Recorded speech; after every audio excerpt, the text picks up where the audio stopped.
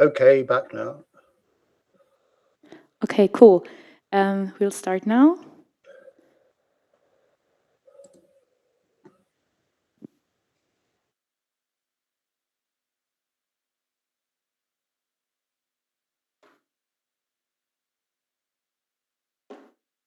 Mhm.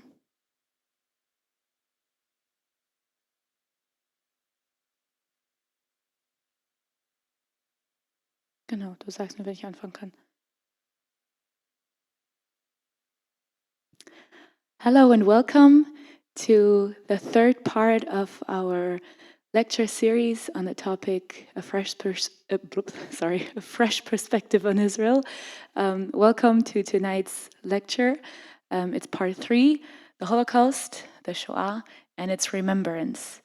And welcome to everyone who has joined us here in Fulda in Germany, in the Jesus House Church where we meet tonight. And welcome also to everyone who is joining us online through the Google meeting. We also welcome everyone who will watch this video in the recording afterwards.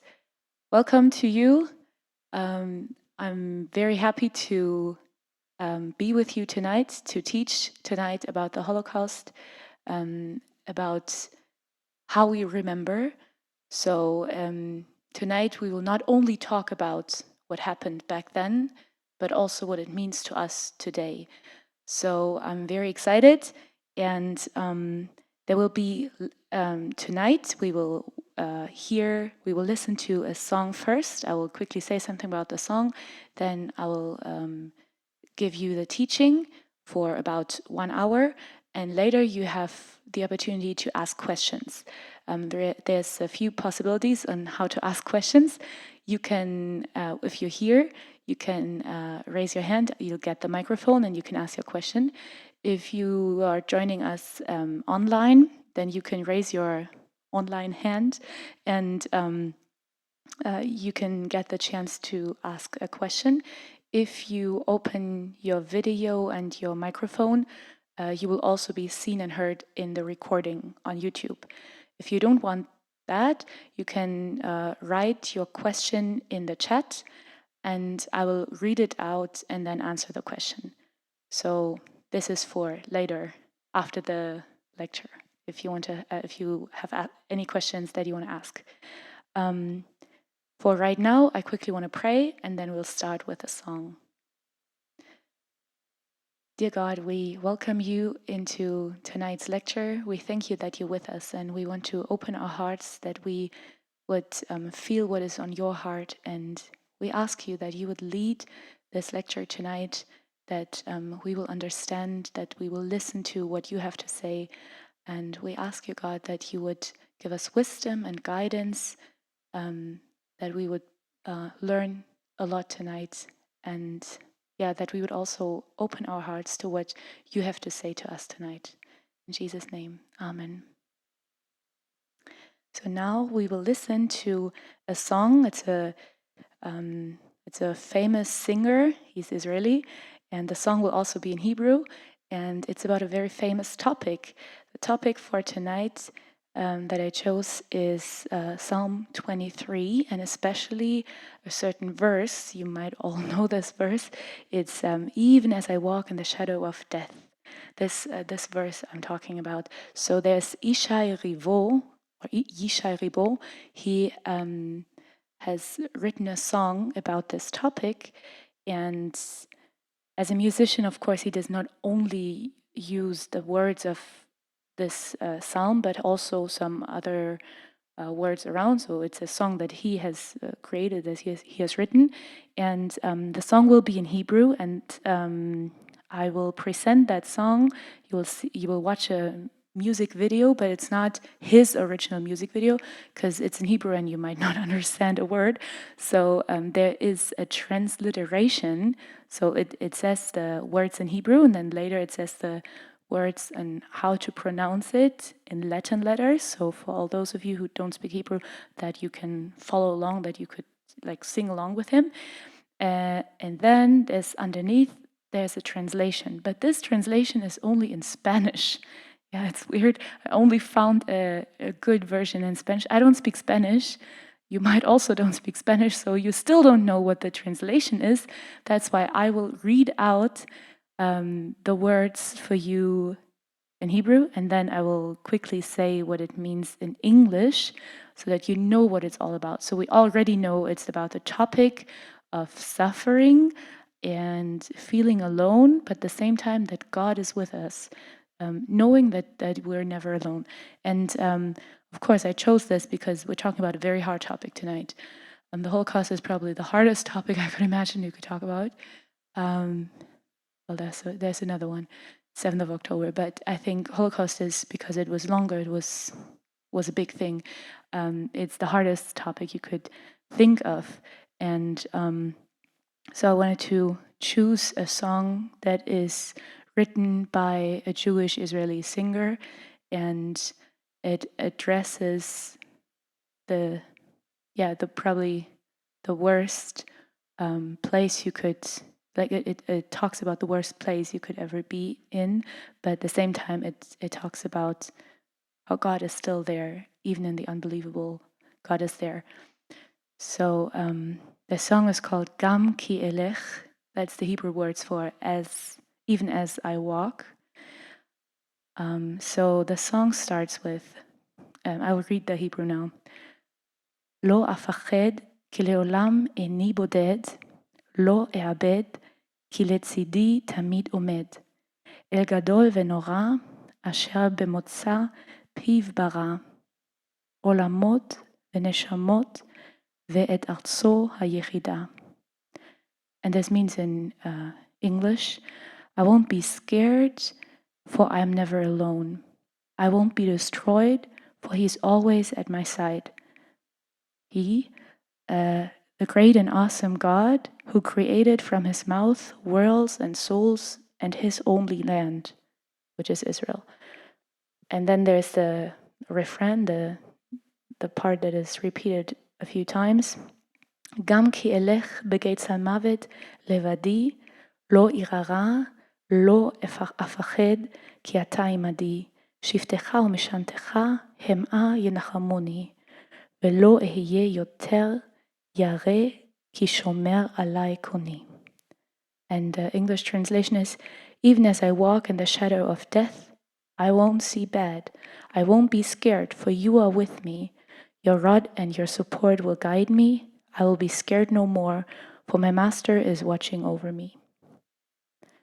לא אקנא מכל מכשול, מכל בחינה. הושיע נא, כך אקרא בעת צרה לעזרה. ומחילה, מעל שומע תפילה. אם נבקש ונתעקש, תעלה תפילתנו כעולה. I will not be subdued from any obstacle or test. Save me, that's how I cry in distress for help and forgiveness from the God who hears prayers. If we ask and persist, our prayer will ascend like a sacrifice. So now we will listen to this song in Hebrew. The song is called Gam Ki Elech by Yishai Ribo.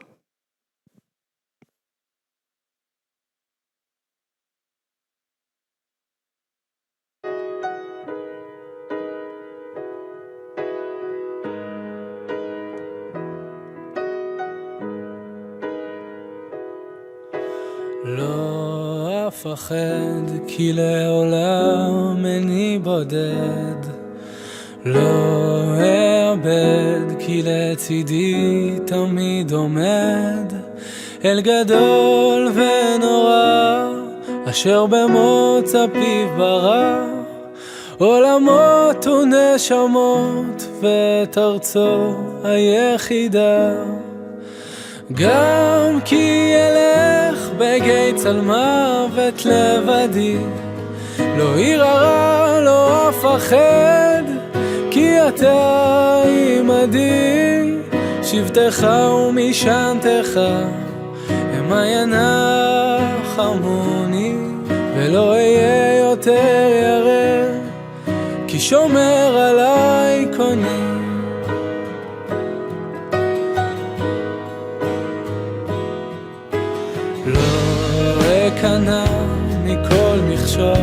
מכל בחינה. הושיע נא כך אקרא בצרה לעזרה ומחילה ואין שומע תפילה. אם נבקש ונתעקש תעלה תפילתנו כעולה. גם כי אלך בגיא צל מוות לבדי, לא ירא לא אפחד, כי אתה עמדי. שבטך ומשענתך המה ינחמוני, ולא אהיה יותר ירא, כי שומר עליי קולי. גם כי אלך בגיא צל מוות לבדי, לא ירא רע לא אפחד, כי אתה עמדי.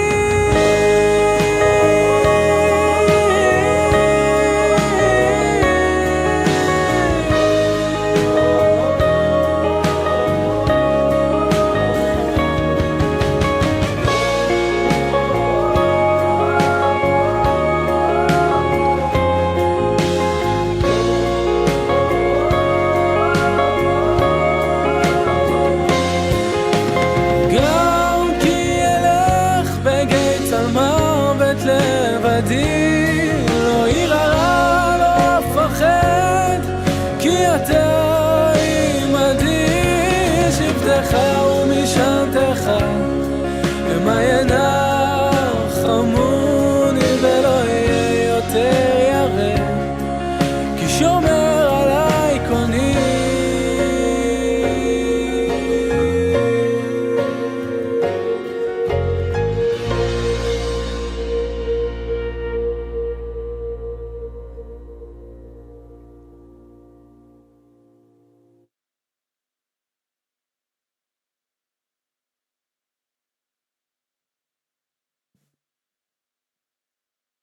We just listened to the song Gam Ki Elech by Yishai Ribo. It's about Psalm 23, and Yishai Ribo is a very famous Israeli singer. Many people know him in Israel. He's known not only by religious Israelis, but also by non-religious Israelis, and his music is quite deep. So that was a song at the beginning of our lecture tonight. Tonight we will talk about the Holocaust, the Shoah, and how we remember. So I know that the topic, the Holocaust, is a very, very hard topic. And as you see already in the title of tonight's lecture, I said the Holocaust and then the Shoah. And some people have heard both Holocaust and Shoah, but both words basically mean the same, but they're used usually by different groups of people. So in general, if I say Holocaust, most people know what I'm talking about. If I say Shoah, not many people know what the Shoah is. So the Shoah is the Holocaust, the murdering of the 6 million Jews during the time of the Nazis. But Shoah, the word itself, is used more by Jews themselves or by those who want to show their support with the Jews. Why? The word Holocaust itself is a word that also Jews use if they talk about what happened. But some people don't like this word because Holocaust comes from the Latin word holocaustum, which was used in a translation of the Bible, and it was Hieronymus, who translated the Bible from Hebrew or Greek, actually, then to Latin, and he used for a certain type of sacrifice, so a sacrifice that was given as a whole sacrifice altogether. He used, because there's no word that describes that in Latin, so he made up a new word. It's called holocaustum. So it shows that the sacrifice itself is burned as a whole. And it was then later used by other Jews to describe bad things that happened throughout history. And when Jews were involved and they had to give their lives and they were slaughtered and treated really badly. So the word Holocaust itself was then taken later to describe what happened during the time of the Nazis when they murdered the Jews. So if we talk about the Holocaust, we now talk about the murdering of the 6 million Jews. While some Jews say, look, it shows that it was something like a sacrifice. We were, as a whole people, as a whole, as all together, we were just, like burned, like the sacrifice, or sacrifice. We were sacrificed.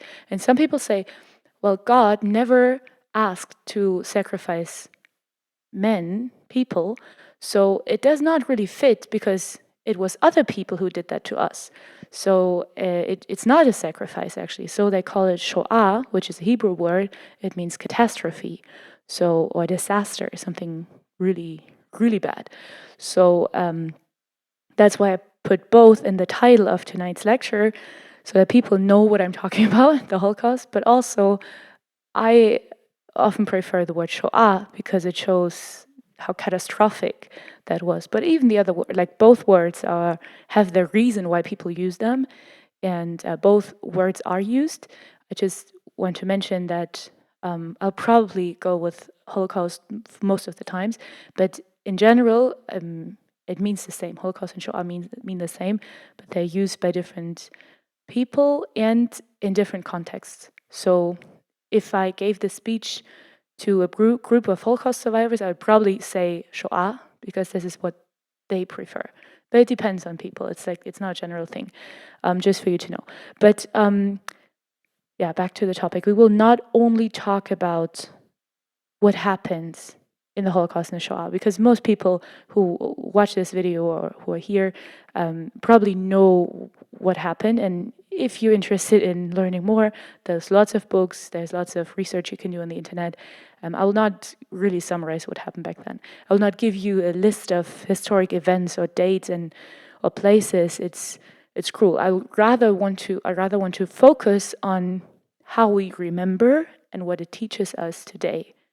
Because I think that this is something that we need in our days nowadays. So how do we remember? I will start with showing you a bunch of words and phrases that come to your mind maybe, or that comes to people's minds if they think about repentance and remembrance and all these things. So in the context of Shoah, I wrote down some words here that have to do with remembrance. There's a Holocaust Remembrance Day in Israel and also in Germany and in many places in the world. I think already that shows you that there is something that we need to remember. But then the question is, how do we remember? When I think of the Holocaust Remembrance Day in Israel, it's totally different from the Remembrance Day in Germany. Because in general, if you come from the side of the Jews who remember their forefathers who were murdered, or even themselves, many of them, not many, but a few, getting less and less, but there are still a lot of survivors from the Holocaust and kids of the survivors and grandchildren and great-grandchildren. So it's their family story. They want to remember, of course, what happened. While in Germany, the Germans, if they remember, it's not, well, it is part of the family story, but it's a part that you don't want to remember, kind of, but you do, you have to. It's so I wrote down different words that come from different sides. I would say if you come from the Jewish perspective, there's a lot of pain that you remember. You don't want to forget because you know that some people who say the Holocaust never happened, they want to forget because they want this not to be remembered by other people. So that's why for Jews it's very, very important to never forget, to always remember. But also there's a lot of pain that is coming, of course, because it's a very hard topic. And when you come from the German side, so at this point I already have to explain, I can never say the Jews on one hand and the Germans on the other side, because those Jews, many of them, were Germans back then. So it was German Jews who were persecuted. Later it was other European Jews. And it was not only the Germans who did the slaughtering, it was also other Europeans who joined. So having these two sides is not really precise, but I will still go with the Germans and the Jews. But please keep in mind, many Jews were Germans, and other Jews came from other countries in Europe. It was European Jews. And not only, but most of them were Germans who participated or who led the persecution and then later the murdering of the Jews. So when I talk about the Germans and the Jews, I hope you understand that it's not that easy, but at the same time, there's a reason why we say the Germans and the Jews, as if they are two groups against each other. But I want you to understand that there's more behind that. It's not all the Jews and not all the Germans. Like, you see, as I already said, there's German Jews and other groups. So, but if I talk about the Germans now, I want to talk about the Nazis. If I say the Nazis and Nazi Germany, it's right, but there's more people who joined. So it was not only Germans, it was not only Nazis. Yeah, but okay, let's say what the Nazis did back then is remembered now by Germans in general. And most Germans who, I would say all of the Germans who remember now are not Nazis. So it's German, not Nazis, who remember what the German Nazis did back then. And when we remember, that's quite an interesting thing, because the way how the Germans remember is a thing that is related with a lot of guilt. We feel that guilt. We know that we were guilty of what we did. At the same time, we feel ashamed of what we did. And many people feel the obligation to do something. So that doesn't really mean that it comes from the heart. Sometimes it's only an obligation that people feel. I want to say this in this lecture because I've seen this and I believe it's the truth. I'm not saying that I want this, but I say that this is what I see. Many people feel obligated to join a remembrance service or something like this. They feel that they feel the need to do something, and they know that their forefathers did something very bad. So now it's on to them to do something against, or to at least show that they don't join or they don't agree with what happened. But there's a problem with that, because if you only feel obligated to do something, but it doesn't come from your heart, the way how you remember looks quite different than if it came from your heart. So I wrote down words like rethinking, change of heart, because that is what I think what we have to do. It's the only right way to let remembrance have a good outcome. Because if you only remember and like you think of what happened back then, but it doesn't make anything with you, it doesn't change your mind anyhow, it doesn't change your heart, then you would continue walking the same way as your grandparents did. So I believe this remembrance has to change something in you. So Um, I know there's some deeper words like forgiveness, remorse. I know forgiveness comes from quite a religious background as well. Asking for forgiveness is more like I'm I'm sorry for what happened. I don't want to make this too small because I think forgiveness is a very big thing. But what we as Germans do is never expecting forgiveness.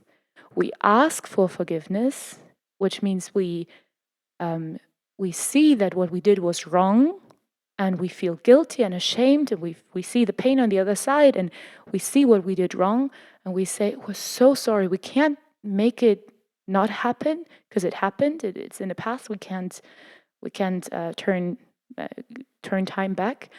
It just happened.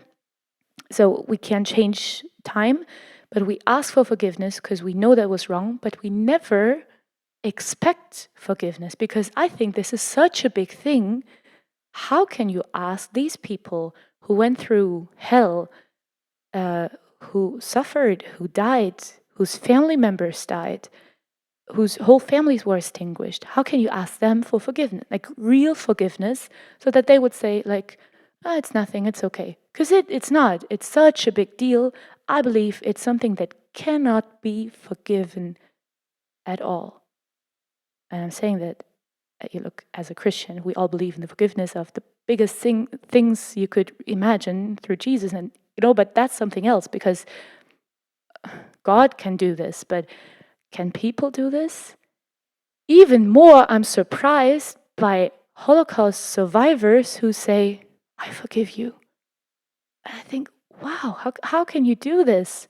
Because in my eyes, it's such a bad thing. It's wow. As I said, I believe it's something that can never be forgiven. But even more, I'm thankful for every open heart, for every Holocaust survivor or kids or grandkids of Holocaust survivors who say, we forgive you. Wow, it's never something that I never ask for, but I'm surprised. But what I think, so I'm not talking to Holocaust survivors now. I'm talking, most of my audience is people who are the children or grandchildren or great grandchildren of those who went through the Holocaust, who were survivors. So I'm talking to people who are descendants of those who did that stuff, who, like most of our forefathers, were Nazis. That doesn't mean that in every single family, but in general, I'm talking about my people now, the German people. So most of my audience is people whose forefathers did that. So I believe that our way of remembrance looks different than the remembrance of Jews. Like when Jews remember. So if a Jewish person, descendants of Holocaust survivors, remember what happened, or Holocaust survivors themselves, remember what happened, I think for them it's very important to read out names, to let the pain come again, so that, like, remember people, remember what happened, and get a glimpse of hope for future. But for us, who are descendants of the Nazis or of all those who did that, I think our remembrance has to look different. Our remembrance has to go a lot further. And this is what I really ask of every single one who watches this recording or is here at the moment. It's something that I really want us to understand. Remembrance, especially in this context, needs a change of heart. We have to rethink what we did.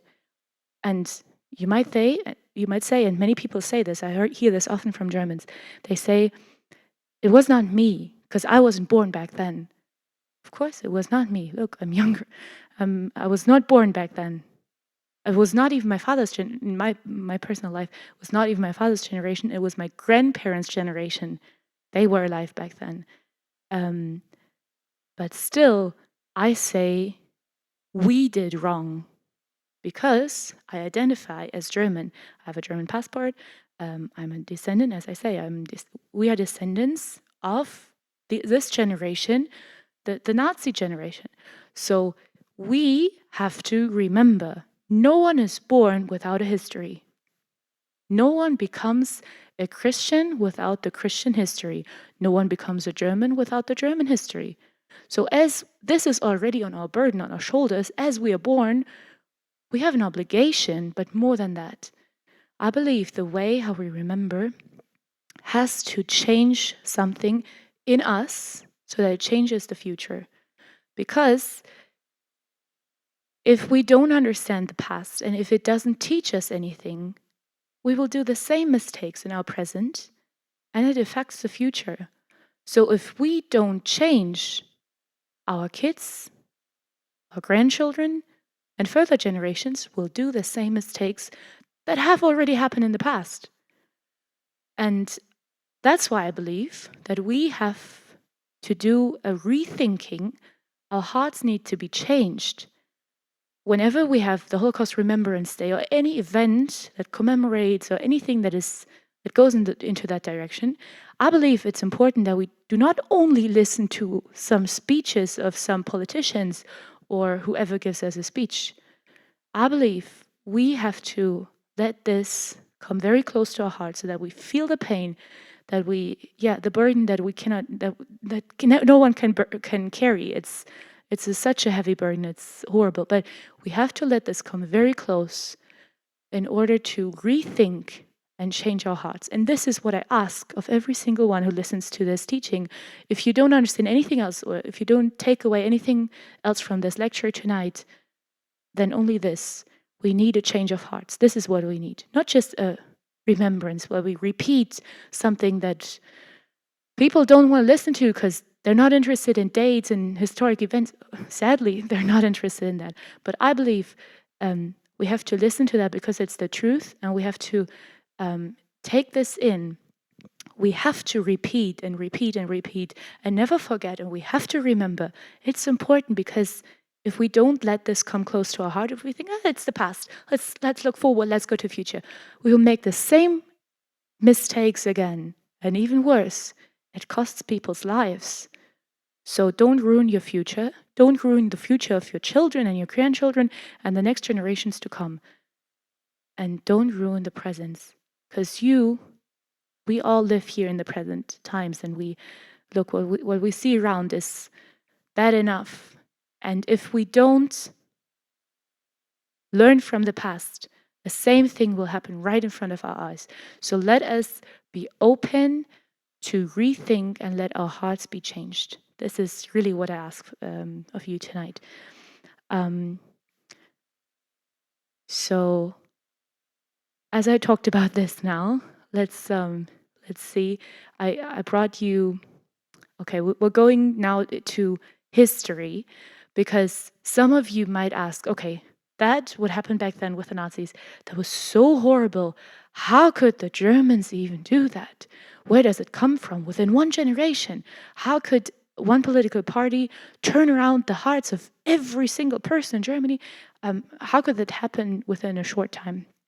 And I know many of my audience here are Christians, so I do not want to say it's the Christians who did that, because it's not. That wouldn't be right to say. But I'm just saying, in German history, and especially in Christian history, because Germany was a Christian country back then, especially in Christian history, there were already foundations laid that led to this event. I would not say that the Christians actually wanted this, but the Nazis took it and put all the propaganda, all the ideology on that, and they used Christian lies in order to make people believe in what they said. So what am I talking about? Last week, remember the last lecture, part 2, we talked about how Christianity and Judaism were formed, and I spoke about the development, the changes within Christianity, how Christianity lost its Jewish roots, and how this led to a lot of Christian questions that you would never have as a Jew, believing in, even if as a Jew, believing in the New Testament, believing in Jesus, and even as a Christian community, mixed of Jewish and non-Jewish believers in Jesus.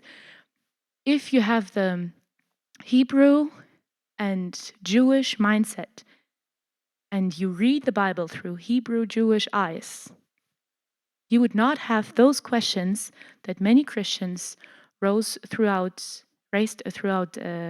time. So they met and they discussed about questions like, who's Jesus? Is he the Father or not the Father? And if he's not the Father, is he not God? Like questions like that. Whether he's human or God. I spoke about this last week. So if you had a Jewish Hebrew mindset, I'm especially saying Hebrew because in the Hebrew language there's a lot of content that gives you answers. And the Jewish way of thinking is different than the Greek non-Jewish way of thinking. And however, when the Christians cut off of their Jewish roots, something got lost, and they became how do you say this in English? They rose over Judaism. How to say it? They became very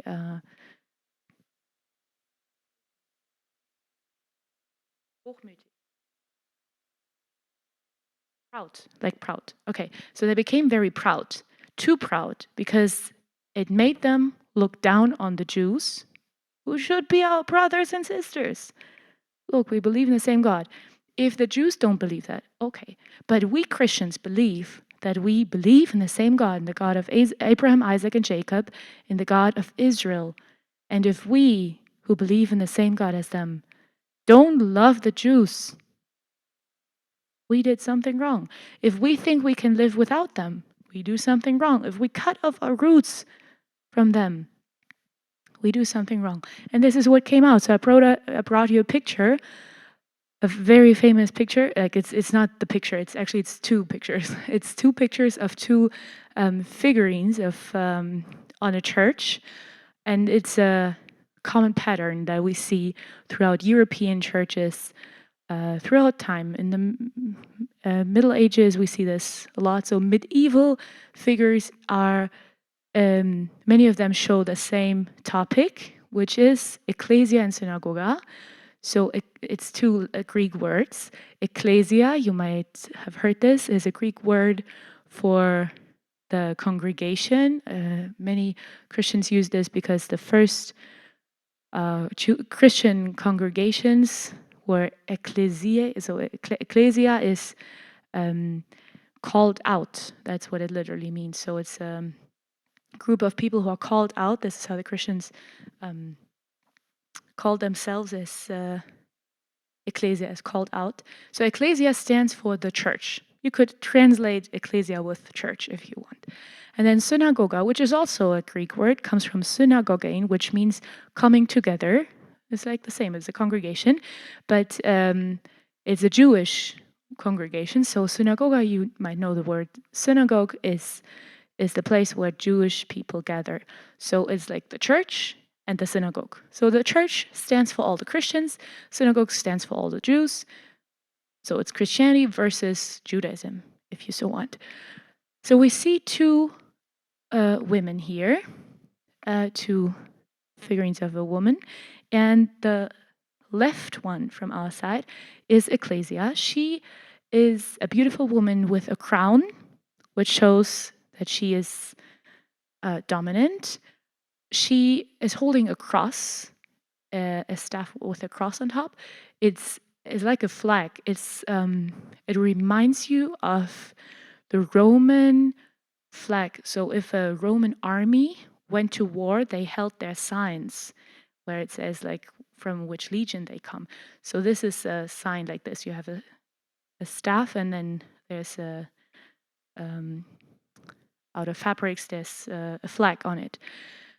So this is a cross that she carries, and then on the other hand, she holds a cup, which remembers you of the Last Supper of Jesus. And on the other side, you have the synagoga, which stands for Judaism. She is, which comes first to your mind, she is blind. Not blind, but like there's something on her eyes that makes her blind. And she also carries a staff, but it's broken. And she's holding the 10 Commandments. You might see them. It's on the stone thing where the commandments are written on. So this represents how, remember, it's a Christian way of showing these two symbols. So the Christians make themselves look like a dominant, she's wearing a crown, like the dominant religion. They have the victory, that's the sign of with a cross. They have the cup with Jesus' blood for the new covenant. And then on the other side, there's Judaism. She's blind. Look, she doesn't see that Jesus is the Messiah. She's blind in that way. And her staff, which shows also her rulership, is broken. She's not ruling anymore. The church is ruling now. Look, the church has taken over. And then there's the 10 Commandments, and the Christians always want to say, look, we don't need the commandments anymore. They're from the Old Testament. They're old and forgotten, and you don't need them. This is the way of how the church wants to portray herself. Look, we are proud, while Judaism has to stay very humble because they is old and they're blind. They haven't understood that Jesus is the Messiah.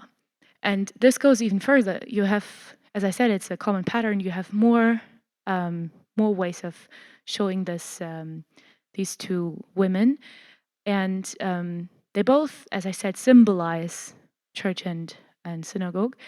And there's more versions in which, for example, they stand underneath the cross with Jesus on the cross, and the ecclesia is catching the blood coming from the side of Jesus and catching the blood in the cup, while the synagogue is holding the nails with which Jesus was crucified. So it shows that the Jews crucified Jesus while the Christians take the victory out of it. And you see how wrong that is and how anti-Semitic that is, because it puts the Christians in a very superior role, while the Jews have all the bad things, or things that are marked as the bad side, is on them. While we have to remember, it was, first of all, it was the Romans who killed Jesus, not the Jews. The Jews only wanted him to be killed, but it was the Romans who did it. Second, it was not all the Jews, because the first believers, as we all know, were Jewish. So first, Christians are Jews. And second, or third actually, we all know, and the Christians should know better than anyone else, we all know that Jesus died for you and me. So it was us who brought him to the cross, not the Jews. But then the Christians, as they became so proud, they called the Jews the murderers of Jesus. This is, in the medieval times, in Middle Ages, that was a very widespread and common framing. You would call the Jews the murderers of Jesus. And there's more and more anti-Semitic words and symbols and churches throughout church history. I only wanted to show you this in order to make clear that the Christians cannot say we never had anything against the Jews. The Christians, throughout the history, paved the path for anti-Semitism. We've seen this in Middle Ages, and we've seen this until today, and this all led to it made the way clear for an ideology, a propaganda, like what the Nazis did, what the Nazis did later, could only happen because they built it on a generation-long of centuries of anti-Semitism that has already happened in Europe. And you all have heard about the pogroms that took place. So Christians would persecute the Jews, would kill them, would say all kinds of stuff that is not true about the Jews. For example, there's like blood libels. You might have heard about that. There's like the lies that come up nowadays are not recent.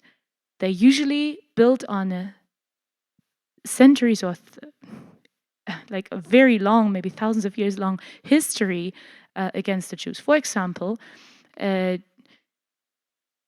Jews are accused of killing Christian babies because they want to take the blood from them in order to bake the matzah, which is the bread that you need for Pesach, for Passover, in order to bake the matzah with the blood of these Christian babies.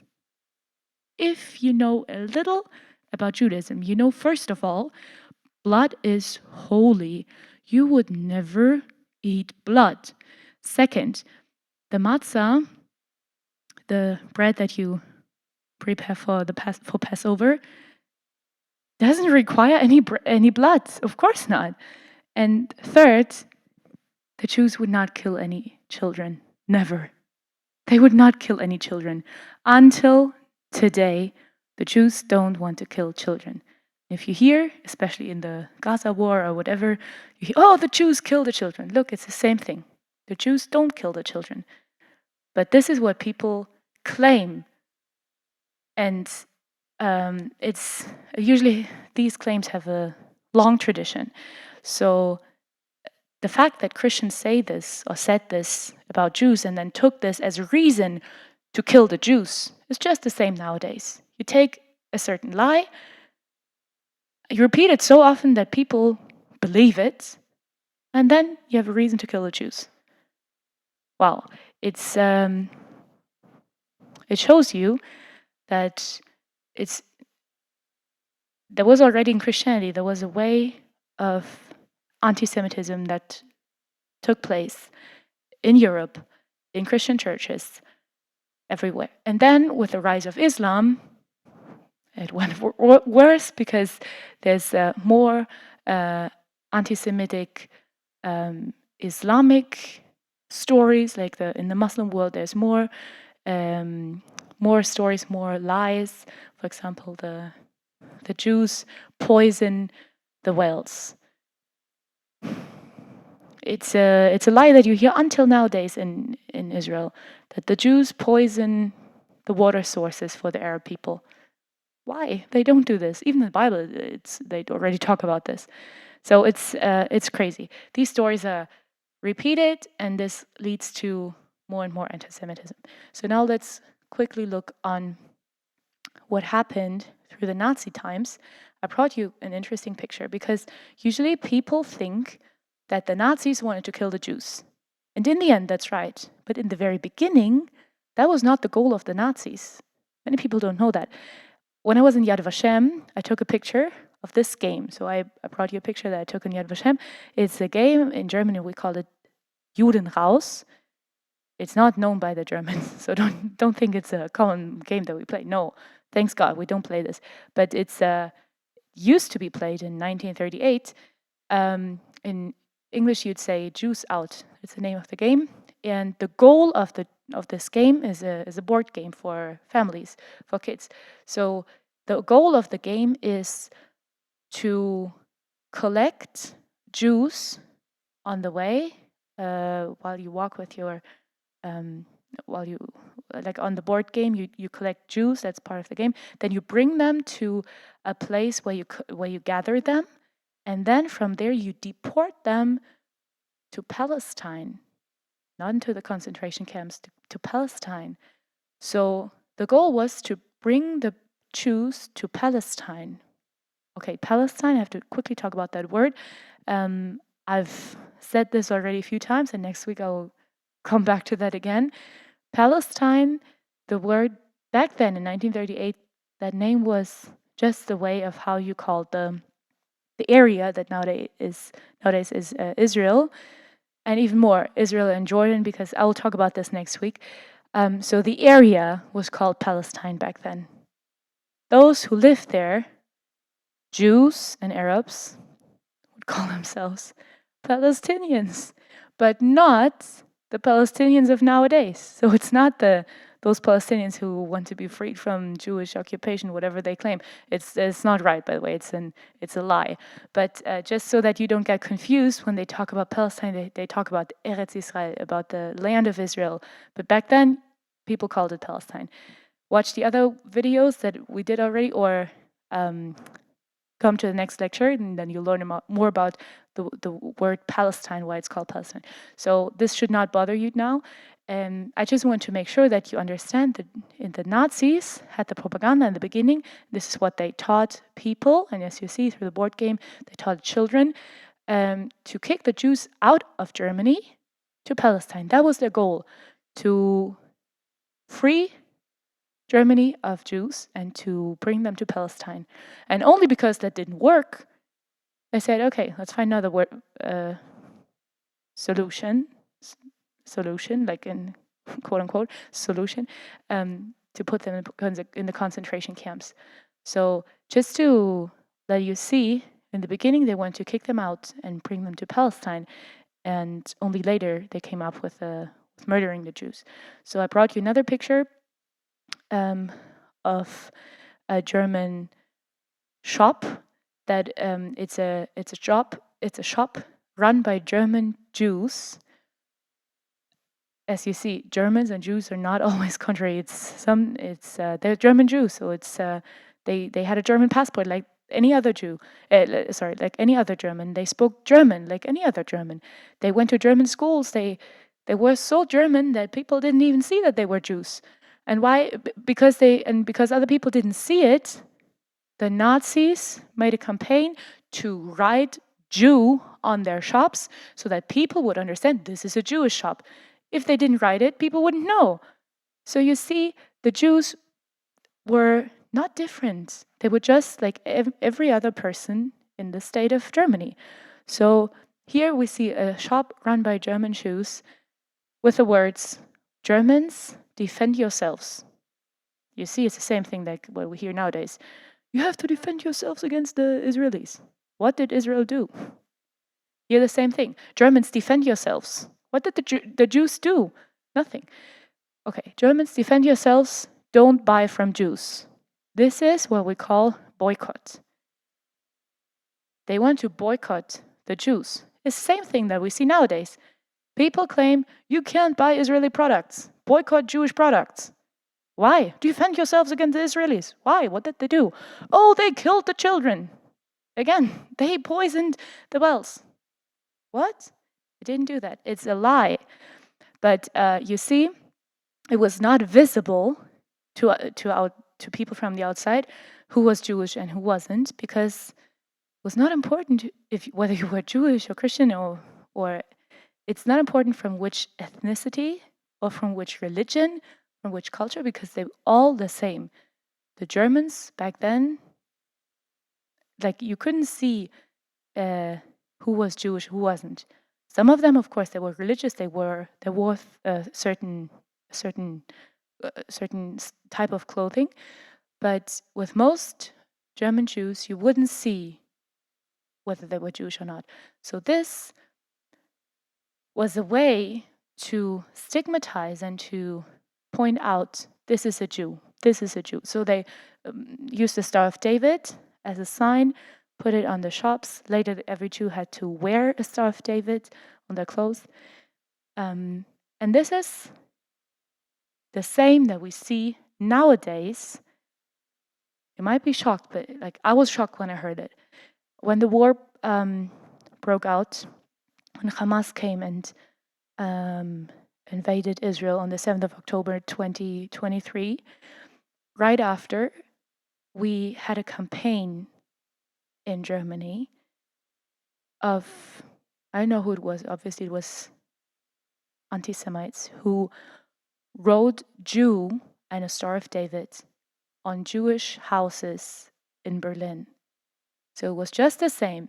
They marked the Jewish houses with the Star of David, with the word Jew on it, so people would know here lives a Jew.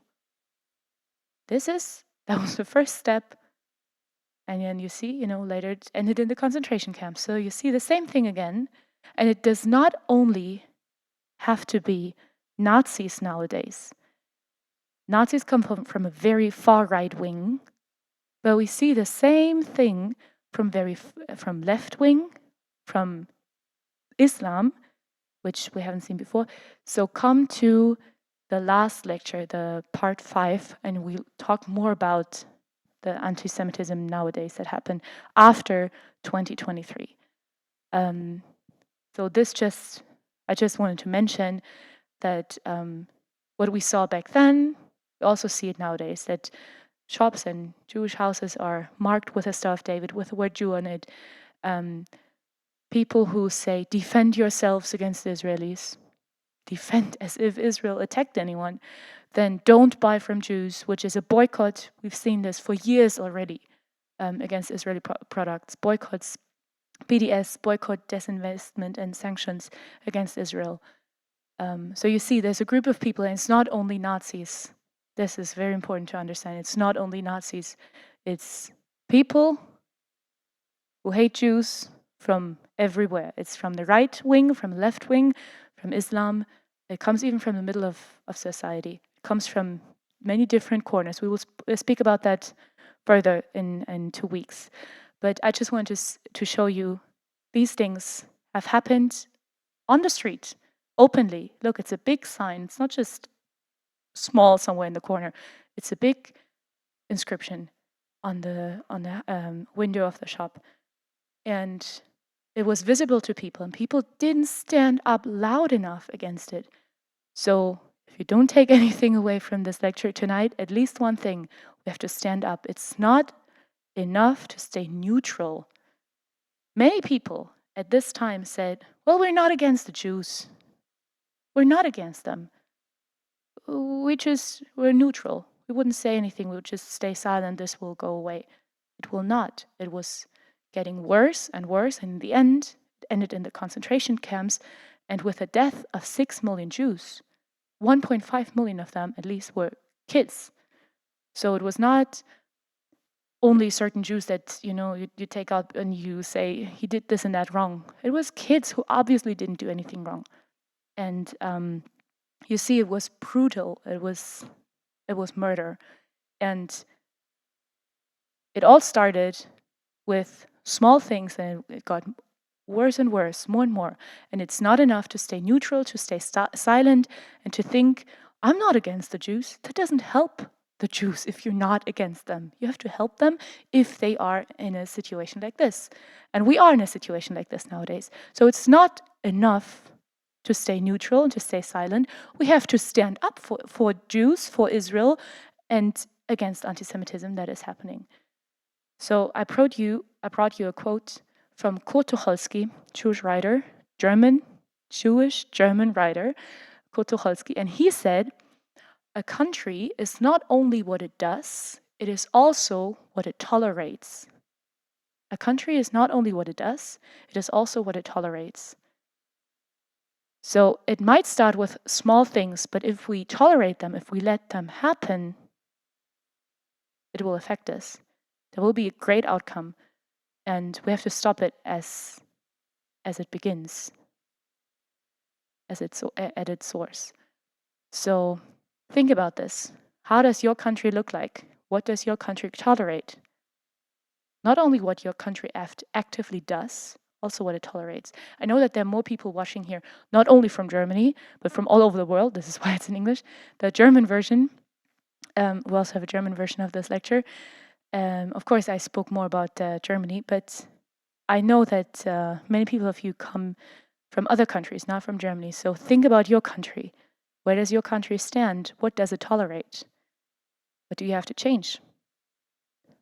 And I'm showing you now some pictures. So when I was in Yad Vashem, I took a picture of these signs, and they're all in German because they were signs that were in German streets in Nazi Germany back then, and they excluded Jews from normal daily life. It said Jews are not allowed to enter here.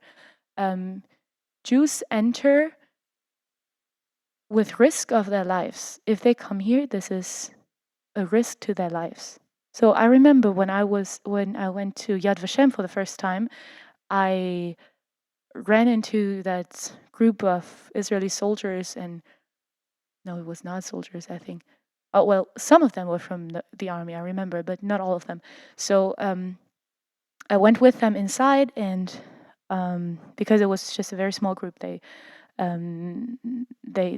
asked me if I could join them, and I said, "Wow, what an honor that you asked me to join you." And then they went to walk through the museum with me.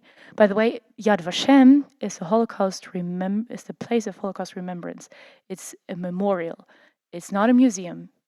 In Germany, we have lots of museums, and there people show the cruelty of what happened in the Holocaust. In Israel, they want to remember these people. That's why it's a memorial. I think this all shows again the Jews want to have a memorial for their fallen, murdered family members, while in Germany we have a museum where we show what we did. So of course, if the Germans go in there, they're like, "Oh gosh, what happened here?" And they want to go out again because it's horrible. No one wants to see that. I think it's very interesting. Yad Vashem, you don't see, most of the pictures don't show any human bodies because they want to keep the dignity of these people. While in Germany, we see lots of murdered people in the museums because I think they don't want the Germans to forget what we did. So while in Yad Vashem, this is what they show there, many of that stuff. So it says Jews are not allowed to enter and stuff like this. So when I came to Yad Vashem with this Jewish group, one of them was very excited, and he said, "Please read out this, read out that. As you speak German, read out this. What does that mean?" And I felt really guilty of reading, saying that, repeating what is written there. And I felt not good saying all these words and these reading out these signs. And then he said, "What an honor that you come with me here." And I thought, what an honor? What a shame that I have to read out this, that my people did that to your people. Look, my people tried to kill your people 100 years ago, and he is, or 80 years ago, 90 years ago, and he said, "But look, what an honor that you walk with me here and you don't kill me." I was shocked when he said this. What an honor, he said. I thought, wow. He feels honored that I don't want to kill him. Wow, how must he think about Jews, about Germans in general? And then I thought in general, look, the Germans tried to kill the Jews 90 years ago, and now, when we still have survivors of that time, Israel lets Germans enter their country without any problems. I don't even need a visa to enter. They just let me come in. Isn't that crazy? How much do they long for peace? How much do the Jews long for forgiveness and peace and good relationships? That they don't keep any hatred, any rage. They just want us to be friends. And I think, wow, what a process they went through, and what an honor for me as a German to enter Israel, to come to that country. And they love me. They say, "Oh, welcome to Israel. We love you. Thank you for coming." And I think, wow. I have to say, I'm sorry for what I did. Sorry for what my people did to your people. Sorry. Like I could not even, saying sorry is not enough. As I said before, it's something that cannot be forgiven. But I'm not asking for forgiveness, but they show me how much they forgive in embracing me and loving me and in being happy that I am there. And they say, what an honor that you come. Wow. I think this shows very much of how much they love us, how much of God's love is reflected in the Jewish people. Wow, this this touches me every time I think of it. And then we think about our society nowadays, and we think we've learned something from the past, and then we hear sentences like this. And I would say many people agree on that. Regarding Israeli politics, I can understand why people have something against Jews. Regarding Israeli politics, I can understand why people have something against Jews. It's a quotation, it's a statement that was asked. So there was an official, like they studied on anti-Semitism, and there was a statement that people were asked whether they agree on it to it or not, and many people did. 40% of the German society who was asked agreed on that, and I'd say many people, maybe even from our audience, would say, well, regarding Israeli politics, look at what Netanyahu does, and then okay. So regarding Israeli politics, I can understand why people, not me, but people have something against Jews. Regarding Israeli politics, look, politics, I can understand why people have something against Jews. But this sentence is anti-Semitic. Oh, can I not criticize Israel? It's anti-Semitic. Do you know why? Because Jews are no more liable for Israel than Muslims are for Arab countries or Christians for the Vatican. Do you see what's going wrong here in the sentences? There is something that is happening in Israel, and all the Jews around the world are made responsible for what happens in Israel. Not only that, if one Israeli politician says something, not only all of Israel is made responsible for that, no, all the Jews all over the world who don't even hold an Israeli passport are made liable for that. They're made responsible for what another person says. If you have heard from any Jew anywhere something, you make all the Jews responsible for what he says. And this is a problem because this is anti-Semitic. If you talk about Israeli politics and then let all the Jews in the world pay for that, this is what we've seen, Bondi Beach in Australia, many other places. It doesn't matter when, where, who did what, whether it was good or bad, someone else has to pay for it. Somewhere else in the world. This is why Jews all over the world do not feel safe. This is why anti-Semitism is still there today, because people have this wrong thinking of, back then it was some Jew, now it's Israel. So whatever Israel does, all Jews are made responsible for it. And many people still agree on that, but if I show you this, if I compare this now to the Muslims in Arab countries, then many Muslims would be like, yeah, okay, but okay, now I see, because what other Arab countries do, I don't agree on everything they do, only because it's an Arab state. It doesn't mean that all Muslims agree with what that specific state does. Well, the Jews they cannot choose. They have only one Jewish state in the world. So everyone is responsible for that state, for the politics? No. And it comes even more to the point that the Christians, I believe many of my audience is Christian, so many Christians would understand probably with this, with this last line where it says that Christians are made liable for the Vatican. Many Christians here will say, I'm not Catholic. I don't care what the Pope says.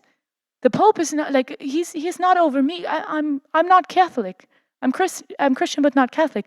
This is how Jews feel who are not Israeli. They say, I'm Jewish. I'm not Israeli. What are you blaming me for? What's happening there? This is the same thing. It's the same pattern. Jews are made responsible for things that are happening in Israel, although not all Jews are Israelis, and not all Jews, and not even all Israelis agree on what is happening in Israeli politics. And even if, you can't blame them all. It's not fair. This is why this statement is anti-Semitic. If you have something against Israeli politics, then talk about Israeli politics, and don't talk about Jews, because if you have something against Jews, this is anti-Semitic only because they're Jews, so it's racist. It's anti-Semitic. This is like, you cannot debate with these people, because if you already have something against Jews, no matter what, you cannot, like, there's no discussion. You cannot say, have arguments pro and con. No, it doesn't work, because if you're against Jews, you'll always be against Jews, even if you don't have any reason, because you already have no reason. You see this. You see how many people agree on that, because, like on this quotation I just said, on this statement, because they've never really thought about the different layers of anti-Semitism. Many people think anti-Semitism, oh, it's those Nazis who want to kill all the Jews. Well, I don't want to kill all the Jews. I just have something against the Israeli politics, and this is why I'm against the Jews. Look, it's anti-Semitism. It's just the same. Okay, who comes up with a list of anti-Semitic statements, or like, how do you know what is anti-Semitic or not? How can you prove something is anti-Semitic or not? I brought you some terms here, because anti-Semitism, I usually talk about anti-Semitism, and people think of Jew hatred when they think of anti-Semitism, which is more or less the same. It's true. Anti is Greek and means against. Semitism comes from the Hebrew word Shem. So you remember our first lecture. There we spoke shortly about Noah. Noah is the man who built the ark and put all the animals in there, a pair of every animal. And he went in there with his wife, his 3 children, and their wives. And his children are called Shem, Ham, and Japhet. So the first one, Shem, in Hebrew Shem, in English I think it's Sem. That's why we say Semitism. It's in Hebrew you'd say antisemiyot, which is Shem, Sem is the same, it's the same root. So the Semites, is basically a third of world's population. A third of the world population is Semites, which includes all the descendants of Shem, which are also all the Arab people. So if you're anti-Semitic, you're basically also against the Arabs, which is not used that way nowadays. So, but if you're very precise, the Semites are also the Arabs, but no one talks about that. If you talk about anti-Semitism, you more specifically actually mean anti-Judaism, which is Jew hatred. It's interesting, there's a word for that. There's no word for Christian hatred or anything like that, only for Jew. Jew hatred, it's a word. I looked it up, it's in a dictionary. So it's hatred against Jews. Pure hatred, blind hatred without any reason, Jew hatred. And this often comes as anti-Zionism. So you're basically against the Jews, but what can you have against the Jews? Well, the fact that they come back to the land that God has promised them, that they make Aliyah, they return to Israel, they become Israeli citizens, and this is called the Zionist movement. Zion comes from the word in the Bible, Zion. Zion is a place in Jerusalem. It's actually a hill, but it's also taken as like the place where God lives, which is not is actually Mount Moriah, but if you say Mount Zion, it's also a word that's used for Jerusalem as the city as itself. So Zionism is the movement of Jews going back to not Jerusalem only, but to all of Israel. So Jews coming back to Israel, this movement is called Zionism. And then people are against Zionism. This is anti-Zionists. They don't want the Jews to come back. They think it's illegitimate. I can't say this word so good in English. It's not legitimate that Jews come to their homeland. They believe it's not good that they should not return. They should not come to Israel. So they're against Zionism, which means coming to Israel. And this shows often in a modern outcome, in another way. It's anti-Israel bias.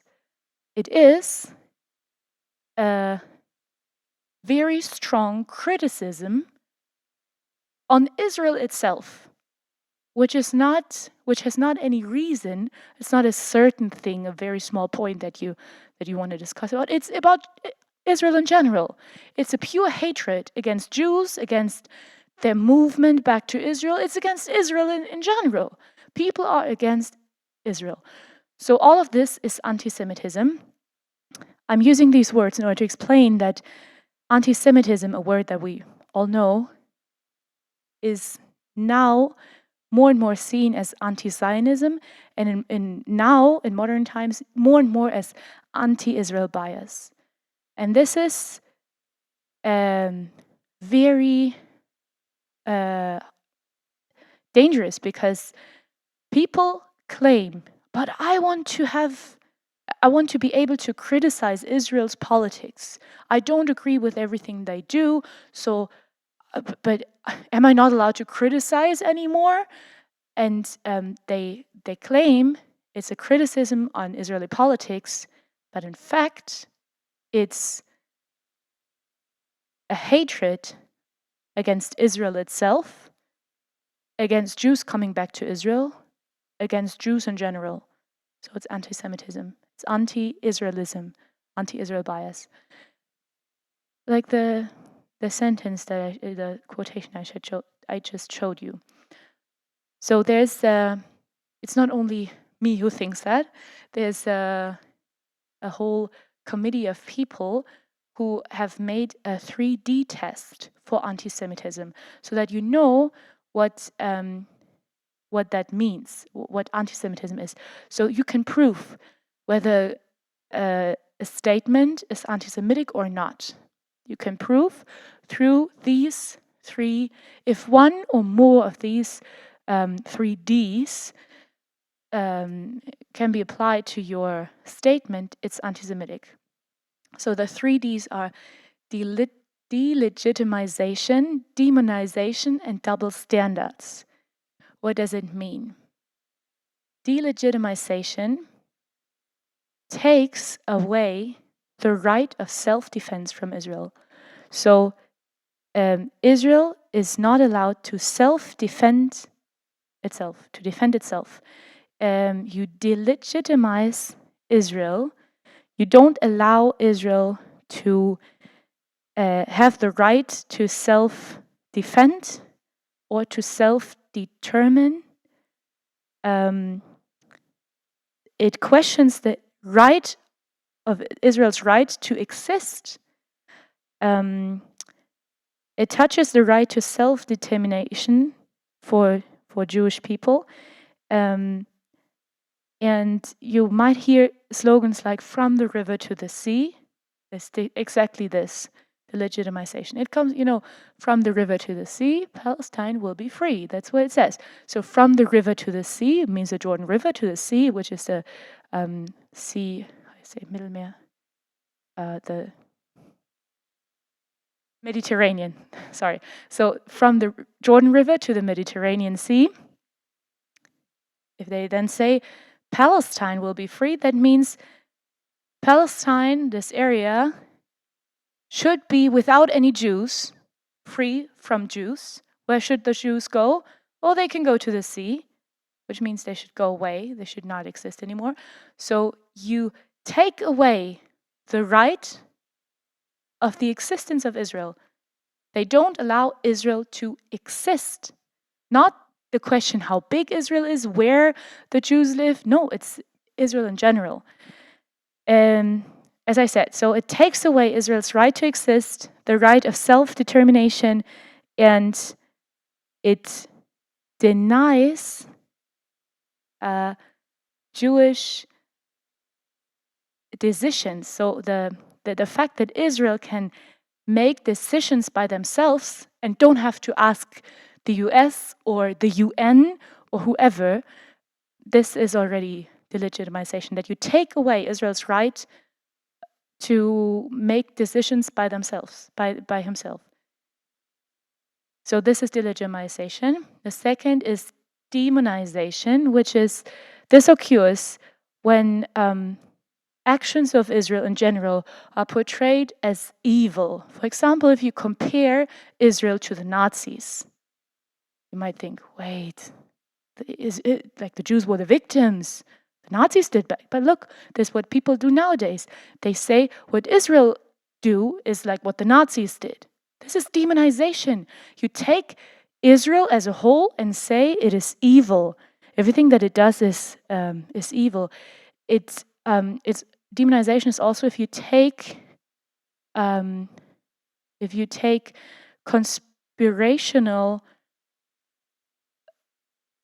narrations like the blood libels and examples I've given you before, and for example that the Jews kill Christian people or they poison the wells and things like that. This is demonization. So Israel or the Jews in general are called evil. This is demonization. And the third is double standards. It means that you criticize Israel while human rights violations in other countries are ignored. So you have a double standard. On Israel, you have this standard, and in other countries, you don't really look at this. You don't care what other countries do, while in Israel, you point out every single thing that they could do wrong. And for example, when Israel is being asked to behave in ways that no other countries are expected to behave. So you don't expect any other country to behave like that, but only Israel. For example, rockets are falling on Israel all over, and then you say, but first Israel has to talk with their neighboring countries who throw these rockets on them. They have to discuss, they have to find a way of peace. They cannot send rockets back. What if they hit a civilian? Of any other country, you wouldn't ask that. Imagine any other country, imagine Germany being attacked with rockets of all their neighboring countries. And then you say, well, Germany, you cannot send any rockets anywhere because you could hit someone. What? Oh, Israel finds terrorists. There are terrorists all around Israel. And they send all these rockets. No, you can't send any rockets on the terrorists because you could hit someone who lives right next to them. You could hit the journalists who live in the same building, the journalists that are paid by our European money. You could hit, a doctor. But Hamas hides just underneath the hospital. So no, Israel cannot shoot. Look, Israel has a higher standard on herself than it asks of anyone else. But this is Israel. The Israelis warn their enemies before they send a rocket. Usually you wouldn't do that, because if you do that, the surprise effect is away. If you warn your enemy, I'm going to send a rocket now, then the enemy can flee. But this is what Israel does. It says, we will send a rocket soon. Please leave this area. And they make sure that every civilian has left the area. And if they still see children, they don't shoot. This is what Israel does. But our media doesn't tell us this. Our media says, Israel hit a hospital Israel didn't, by the way. It was the rocket of the Hamas that fell on their own hospital. But whatever, media doesn't care. Okay, Israel sends rockets on hospitals. I know Israel kills children. Israel this and this and this and this. How can Israel do this? And you blame Israel. While people don't want to look under the surface and they don't want to see what happened before, that not only one terrorist, but 7 different terrorist organizations are attacking Israel from surrounding countries of Israel and further. And so double standards mean that you expect something from Israel that you don't expect from any other country. And I've given you a lot of examples of when this happens. And this is anti-Semitism. If you delegitimize Israel, don't give them the right to exist, don't give Israel the right to self-defend or to make decisions by themselves without asking the UN for permission, for example. Demonization is to see Israel as a whole as evil. For example, if you compare it with Nazi Germany, with Nazis, and double standards is if you put on standards on Israel that you don't put on any other country. And if one or more of these 3Ds applies to your statement, this is an anti-Semitic statement, or to your action, it is an anti-Semitic action. And as you've seen from the examples I've given you, there's quite a lot of anti-Semitism, and it does not only come from the Nazis. Maybe you've seen that. It does not only come from the Nazis. I know that they're Nazis, neo-Nazis, and what they do is wrong, definitely. But not all of these people who are anti-Semitic are Nazis. Many of them come from the middle, from the left. There's so many left people who are anti-Semitic, and many come from the Muslims. There's lots of Islamic anti-Semitism that we see. So I want you to understand that anti-Semitism has many faces, and we should be we should look carefully at what we say and what we do and prove before we say or do something. Maybe this is anti-Semitic. So this 3D test was developed by Natan Sharansky in 2004, and it wants to distinguish legitimate criticism of Israel from anti-Semitism by identifying these 3 criteria, and is also used and approved by many other organizations. For example, for us in Germany, there's the one who's dealing with anti-Semitism, like from the state. We have a certain group of people who look on anti-Semitism. So it's I don't know if every country has this, but there's a committee of of those who are asked to have an eye on anti-Semitism in Germany. So we have a whole group of people dealing with that. And they have approved this, and it's also the International Holocaust Remembrance Alliance. Their definition can be compared with that. So it's not just something that I made up. It's this 3D test is widespread all over the world. Many people know it, and I think it's quite a good way, a good definition of anti-Semitism, because it shows you the different faces of anti-Semitism. So you see, it's not only Nazis. And now I want to come to an end, and in the end, I want to finish with a quotation from Richard von Weizsäcker, as you might say in English. He used to be a German chancellor, German politician, and he said on the commemoration ceremony at the Bundestag, which is our parliament in Germany, in 1985, he said, "Anyone who closes his eyes to the past is blind to the present. Anyone who closes his eyes to the past is blind to the present." This is what I started with in the beginning, and this is where I will end today, because as I said in the beginning, the Holocaust was horrible, but we have to take care that it doesn't happen again. If we close our eyes to the past, if we say, this is all gone, we don't want to learn about this, why again? Why always the same thing? No, no, no. If you close your eyes to the past, you get blind to the present. I showed you pictures of ecclesia and synagoga where the Christians call themselves as the one, the victory, with the crown, they have won the victory, and they believe, wow, look how good we are. And the Jews, they are all blind. Maybe it's us who are blind. Maybe it's us who are blind. If we close our eyes to the past, we get blind for the present. For the present, not only for the future, for the present. Do we see what's going on? Do we see what kind of anti-Semitism is happening around us? What do people say about Israel? Do you see all that hatred? It's anti-Semitism. Maybe Christianity has laid a path for that. Not only, but also. And I know what happened in Nazi Germany. But if we want to forget about what happened, because it's the past, we're so focused on the future, always going forward. If we close our eyes, same thing will happen again.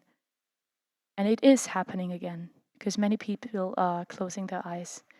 Many people say it never happened. Holocaust never happened. It was not 6 million Jews. It never happened. Many people have all kinds of ideas only to find proof or to find any positive arguments for their own anti-Semitism. They don't call it anti-Semitism. They say it's only criticism of Israeli politics. And it's okay if you find anything to criticize in Israeli politics, go for it. But most of what people criticize is not Israeli politics.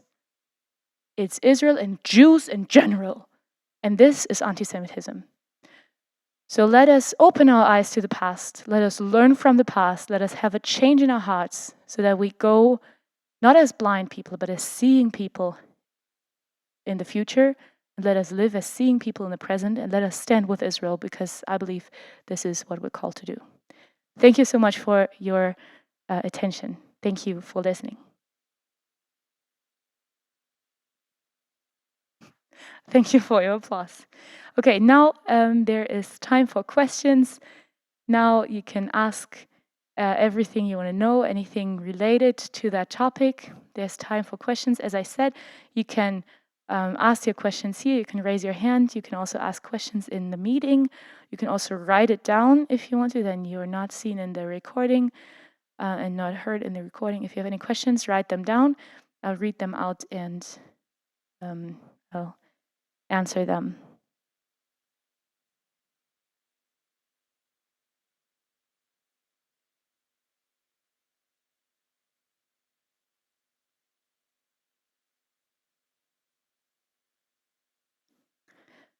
Okay, I see from the chat there's some people who gave some comments. Okay, it's not questions, but I'll read it out anyways. So I will. So it's not a question, so I will not say anything to that. But there's a few people who wrote something. Someone wrote, "It was Winston Churchill who stated, 'The trouble with history is that no one learns from it.'" Very wise sentence. "The trouble with history is that no one learns from it," from Winston Churchill. And then the writer here adds, "If we cannot learn from the mistakes of the past, we're doomed to repeat them." That's true. It's very close to the last quotation I gave you from Weizsäcker. Okay, there's some comments through what I said. Exactly, it was the Romans who carried out the deed. Yeah, it was the Romans who killed Jesus, not the Jews. And then someone else adds, "It's an unholy alliance between the right and left wing and Islam." Yeah, we will come to that in 2 weeks. So if you join our last lecture, the very last one, part 5, when we talk about the very recent things that are going on in Israel from the October 7th attack, how Israel looked like before October 7th and after. We will talk about modern anti-Semitism, and there I will share more about the right and left wing in Islam. I will talk about sushi, which is not the thing that you can eat, but something else. It's anti-Semitism. And I'll talk about this alliance between right, left-wing anti-Semitism, about left and Islamic anti-Semitism, about sushi, which is Sunni and Shia Islam. Okay, it's right. It's this alliance. And thank you for everyone, also for everything that all the comments that you wrote in the chat. Thank you for listening. I see many people enjoyed it. Thank you.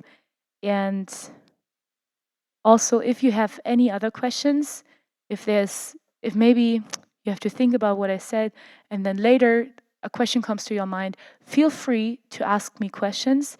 You can write me an email. My email address is Talita, Talita, Talita, at jhg-fulda, Fulda, .de. This is my email address. You can ask me any questions. I hope I can answer. And again, thank you so much for listening.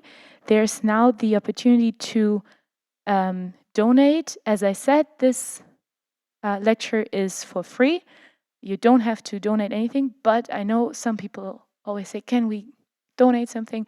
So there's two different options I'm giving you here. You can donate to JHG Fulda, which is Jesus Haus Gemeinde in German. In English, it's Jesus House Church, or in Hebrew, Kehilat Bet Yeshua in Fulda. This is the place where we're having this lecture right now. It's my church where I come from, the host of this series of lectures. So you can donate to that. Or you can donate to C4I Israel. So it's Christians for Israel International. It's an organization that does really good work, advocacy for Israel, really good articles that they write. It's definitely worth to check out their website. And you can also donate. They support Israel. You can choose what type of project you want to donate for. So, for example, you can donate for Holocaust survivors, which fits quite well to our topic tonight. You can, because they do great help for Holocaust survivors who live in Israel in poverty or all around the world. You can also donate for projects for Aliyah, which brings Jews back to Israel. You can support through other projects that they do. For example, certain projects in Israel who help Israelis in times of this war, for example, when the houses are destroyed, families are alone because the soldiers have to fight. There's lots of charity works that they do. So it's definitely worth checking out their work. They do a really good job. I love Christians for Israel. So there's an option you can donate for them. And if you don't want to donate, it's fine too. Just two options for you if you're interested. So at this point, thank you so much again. Thank you for your attention. Thanks for listening. And if you want, we will see next week again for our fourth part of this series of lectures on Israel. And next week, we will learn about the state of Israel.